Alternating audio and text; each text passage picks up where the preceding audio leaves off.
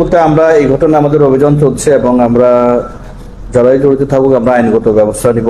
এই পর্যন্ত আমরা কোনো লিখিত অভিযোগ বা কারো পক্ষ থেকে কোন ধরনের মামলা এই ধরনের কিছু পাইনি। আর যেটি বলেছেন যে পুলিশের গাফিলতি যদি কোনো কিছু থেকে থাকে আমরা দেখবো, আমরা তদন্ত করবো, দেখবো থাকলে আমরা বিধি মোতাবেক আমরা ব্যবস্থা গ্রহণ করবো। গতকালকে আপনাদের পুলিশের সামনে দেশীয় অস্ত্রের ব্যবহার করতে যেটি সাকিবদের এবং বলেছেন আপনি কি বিবৃতিত